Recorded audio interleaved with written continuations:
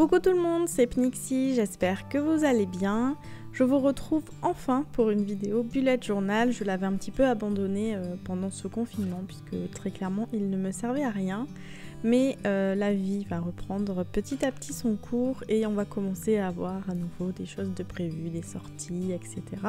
Bon, pas tout de suite, hein, mais j'ai bon espoir qu'au mois de juin on puisse recommencer à aller au restaurant, à sortir sans danger. Donc j'ai décidé de me rattaquer à mon bullet journal et de préparer mon mois de juin. Donc j'ai commencé avec mes fidèles tombeaux pour faire un petit dessin sur le côté de la page de garde. J'y ai d'abord appliqué une bande de masking tape pour pouvoir dessiner et faire une coupure nette sur le bord. Ça va vraiment faire comme ça un effet sur la bordure. Et j'ai décidé de partir sur des motifs de nature avec des feuilles et des petites fleurs. Donc j'ai choisi du vert, du rose et je vais également par la suite ajouter des petites fleurs bleues parce que je trouvais que ça faisait un petit peu vide. C'est des petites fleurs vraiment que je fais très rapidement en faisant des petits zigouigouis si on peut appeler ça comme ça. Mais l'effet est plutôt pas mal, ça fait un petit peu fleur de nénuphar. Alors j'ai bien dit un petit peu, hein, on est d'accord, mais j'ai bien aimé cette façon de dessiner des fleurs qui est, ma foi, vraiment très simple et qui est vraiment à la portée de tous.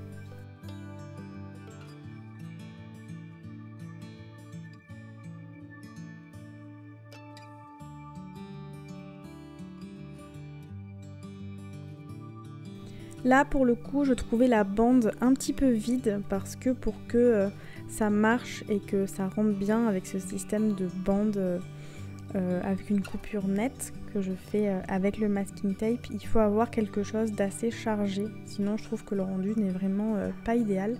Donc j'ai rajouté de nouvelles petites feuilles. Ensuite j'ai voulu ajouter des détails, donc j'ai pris mon feutre Tombow Fudenosuke, vous savez que je les adore, ceux-là je vous en parle assez souvent. Il a une pointe qui est vraiment très fine au bout, donc on peut faire des détails assez minutieux et précis. Et c'est ce que je voulais faire parce que je voulais faire des petites nervures à l'intérieur des feuilles, mais quelque chose vraiment de discret. Et la couleur de ce vert est un petit peu plus foncé que le vert du tombeau que j'ai utilisé pour dessiner les feuilles.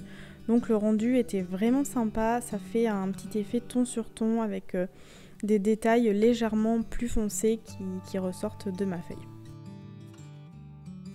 Pour la suite, j'ai voulu ajouter une couleur supplémentaire pour donner un petit peu plus de peps et j'ai choisi un bleu qui tire légèrement vers le turquoise pour faire des petites fleurs à l'intérieur. Donc toujours pareil, c'est des fleurs vraiment très basiques, hein. C'est le genre de fleurs qu'on fait en maternelle, donc pareil, tout le monde peut faire ça. Et du coup j'ai décidé de faire le contour avec la petite pointe et j'ai colorié l'intérieur vraiment grossièrement, il reste des espaces de blanc, c'était voulu et volontaire. J'aime bien cet effet où tout n'est pas forcément colorié à la perfection. J'ai fait pareil pour les fleurs roses et je trouvais que le rendu était vraiment sympa. Je prends ensuite un Tombow Fudenosuke rose et je viens à nouveau faire des petits détails dans mes fleurs. Donc en fait j'ai fait des petits traits qui partent du centre vers l'extérieur de la fleur. Et pareil, ça rajoute à nouveau des petits détails sympas comme pour les feuilles de tout à l'heure. Et c'est vraiment quelque chose que je n'aurais pas pu faire avec un tombeau classique puisque le bout de la pointe est beaucoup plus épais et il est assez mou, donc on a tendance en appuyant à vite faire un trait plus épais. Donc je suis contente d'avoir ces feutres pour faire justement ce genre d'effet. Je rajoute également des détails dans mes fleurs bleues, toujours pareil avec le Tombow Fudenosuke, de couleur bleue cette fois-ci. Et je fais des espèces de petits tourbillons à l'intérieur, au centre des fleurs pour rajouter du détail et pas laisser cet élément là justement sans un détail supplémentaire comme j'ai fait sur les autres motifs. Donc là c'est le meilleur moment, on retire le masking tape et donc comme je vous disais on a une coupure nette, d'où l'intérêt d'avoir quelque chose d'assez chargé et surtout d'avoir des motifs sur le bord en fait tout le long qui soient coupés en deux justement par le masking tape, pour avoir cette coupure nette et cet effet vraiment graphique d'impression que le bord du dessin s'arrête à cet endroit-là. Pour le titre, j'avoue que j'étais pas très inspirée, donc j'ai juste écrit juin avec les 3 couleurs de tombeau que j'ai utilisées pour les dessins, donc le bleu, le vert et le rose. Il n'y a rien de sensationnel, hein, on est bien d'accord, j'ai fait un petit peu de lettering, ça faisait très longtemps que j'en avais pas fait, donc je me suis juste un petit peu entraînée avant sur un carnet pour pouvoir écrire juin proprement parce que j'avais peur du premier coup de me tromper. Et j'ai décidé de le décliner dans les 3 couleurs qui étaient présentes sur ma page. Je n'ai rien changé à mes mises en page et à mon organisation, donc la page suivante, c'est toujours mon planning mensuel. Je le fais simplement sur une page de façon verticale. C'est vraiment ce qui me correspond le mieux depuis un petit moment maintenant. J'ai aussi décidé depuis déjà plusieurs mois de ne plus passer des heures et des heures à faire mon bullet journal parce que quand on fait un calendrier avec des cases sur la double page, ben forcément ça prend plus de temps. Alors oui, c'est plus joli, ça c'est vrai, mais en ce qui me concerne c'est moins pratique parce que forcément dans les cases on peut mettre moins de choses. Et en faisant comme ça, j'ai la partie gauche qui est plus petite sur laquelle je vais noter mes horaires de travail. Et sur la partie droite, ce sera tout ce qui est perso, c'est-à-dire si sur le 2 juin j'ai un rendez-vous, bien je viendrai noter à côté sur la droite l'heure du rendez-vous et l'objet en fait de mon rendez-vous. Alors c'est vrai que des fois ça peut être un peu petit parce qu'il n'y a qu'une ligne, mais je fais exprès d'écrire en fait vraiment le strict minimum, j'écris l'heure et j'écris l'objet. C'est juste un rappel pour moi, pour avoir vraiment une vue d'ensemble du mois. Et après, de toute façon, si je dois écrire des détails comme par exemple l'adresse du lieu de rendez-vous ou des choses comme ça, je le note sur les pages des semaines à chaque fois pour avoir toutes les informations. Là, c'est vraiment un récapitulatif en un coup d'œil. Je sais quel horaire je fais. Voilà, si effectivement j'ai un rendez-vous à prendre ou si je dois prévoir de voir quelqu'un, etc., bien je peux savoir rapidement à quelle heure je finis ou enfin voilà, si je travaille, etc. Et comme ça, c'est beaucoup plus simple pour moi. D'ailleurs, ça m'arrive hyper souvent quand je filme la vidéo et que je prépare du coup mon bullet journal. Je fais la bande où je note les numéros des jours et j'oublie à côté de faire la bande où je note les jours correspondants, donc lundi, mardi, mercredi. Donc forcément je rajouterai ceci après hors vidéo, mais c'est vrai que c'est quelque chose que je fais. C'est plus pratique de savoir où se situent les week-ends et les semaines, donc j'ai vraiment besoin de le rajouter.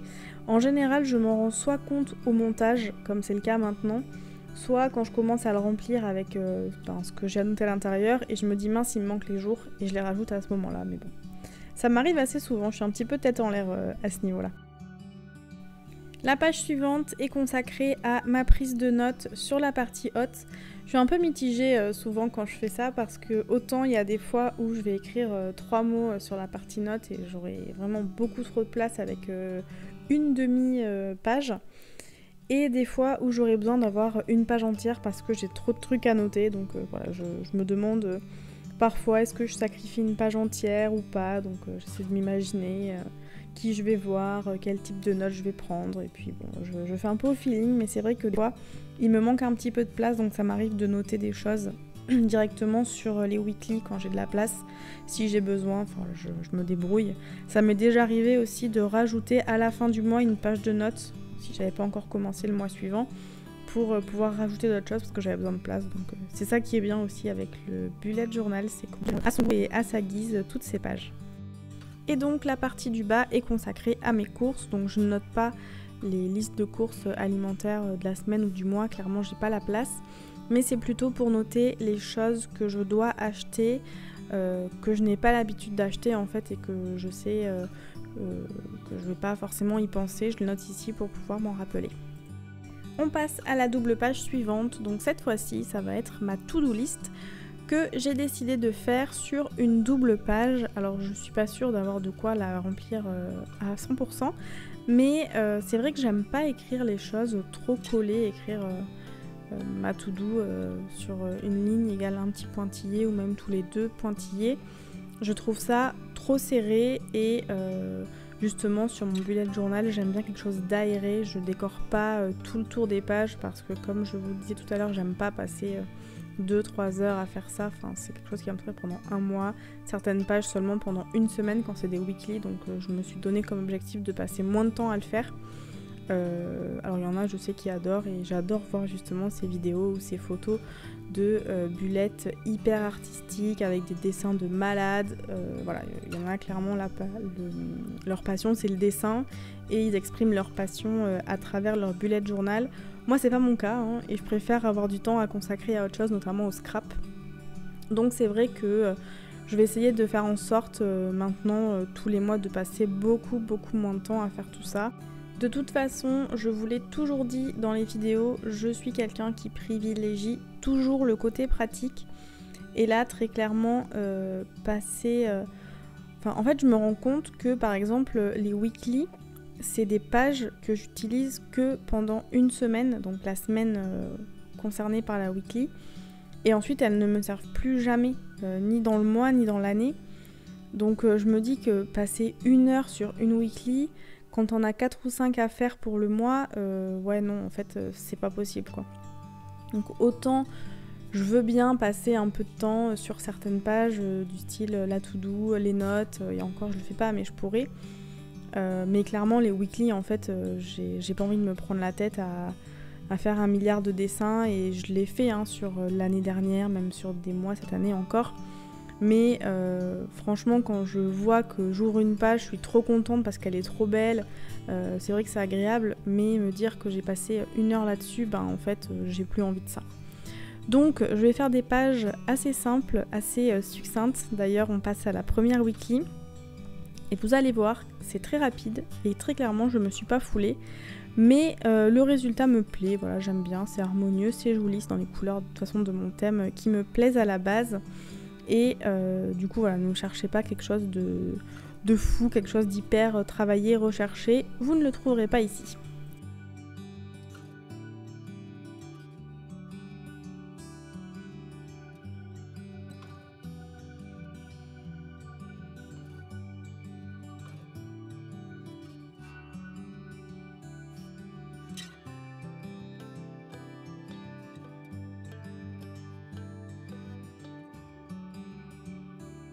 J'ai donc simplement fait mon motif avec mes feuilles et la fleur que j'ai dessinée aux 4 coins de ma double page.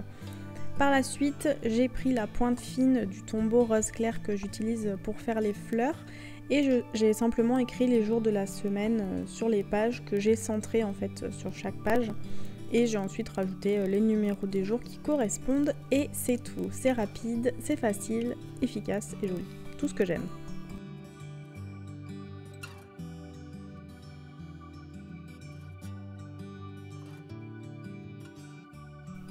On passe à la weekly suivante. Pareil, je fais quelque chose de très simple et de très rapide, puisque je vais dessiner des petites fleurs avec le stylo bleu. Vu que j'ai pas du tout mis cette couleur sur la weekly précédente, je voulais qu'on la retrouve sur celle-ci. Et donc simplement à côté de chaque fleur, je viendrai noter les jours de la semaine qui correspondent.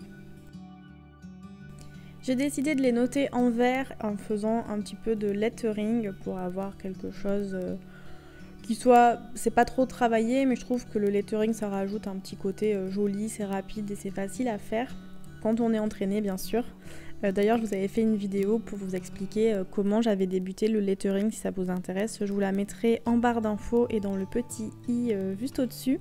Parce que croyez-moi, au début c'était pas gagné, c'est encore loin d'être parfait, mais voilà, je m'améliore quand même. Plus j'en fais, plus je m'améliore et je le remarque, et finalement c'est ce qui compte. Et le résultat pour moi est tout à fait convenable pour être mis dans un bullet journal comme c'est le cas ici. Allez, petit bonus, vous avez droit à une 3e weekly. En général j'en fais que 2, mais bon, comme ça fait longtemps que j'ai pas fait de vidéo bullet journal, je me suis dit que j'allais vous en faire une 3e. Pour celle-ci, je vais repartir sur le même modèle que la page de garde, c'est-à-dire qu'au milieu je vais faire mon motif. Donc j'ai mis 2 bandes de masking tape de chaque côté pour avoir un motif qui s'arrête net du coup à droite et à gauche. Et je fais mes motifs de feuilles, de fleurs, etc. Du coup c'est la weekly la plus longue des 3, puisque forcément j'ai beaucoup de motifs à faire, et plus j'en fais, plus ça me prend de temps. Et voilà, le résultat était tout à fait sympa. C'est sûr que plus on passe de temps sur une page, plus elle est travaillée, plus elle est jolie, hein. Ça on est bien d'accord là-dessus. Mais encore une fois, je ne souhaite pas passer beaucoup de temps sur chaque weekly, comme je vous expliquais un petit peu plus tôt, c'est vraiment pas le but. Donc je l'ai fait pour celle-ci, histoire de dire ça faisait un petit rappel avec la page de garde et puis bon j'avais un petit peu de temps. Du coup pour les autres weekly vous ne les verrez pas ici en vidéo, mais si ça vous intéresse je les posterai au fur et à mesure sur Instagram. Donc n'hésitez pas à m'y rejoindre, mon pseudo c'est Pnixie, exactement pareil que ici sur YouTube. Je vous mets le lien en dessous dans la barre d'informations si c'est plus pratique pour vous, comme ça vous pourrez cliquer et me rejoindre directement.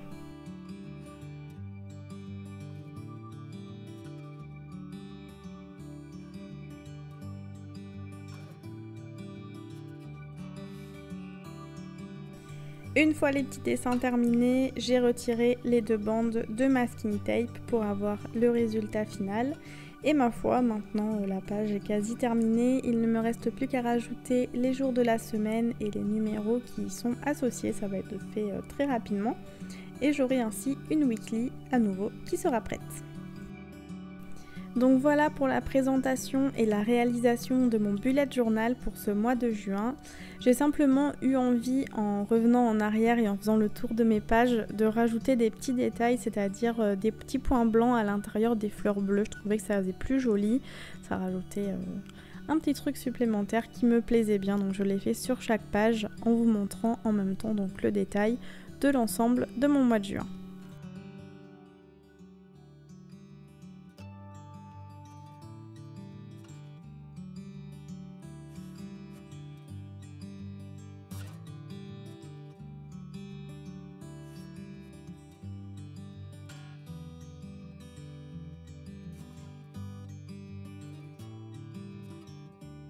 Je vous remercie d'avoir regardé la vidéo, je vous donne rendez-vous donc le mois prochain pour la vidéo bullet journal du mois de juillet et en attendant on se retrouve dans les semaines à venir pour des vidéos de scrapbooking.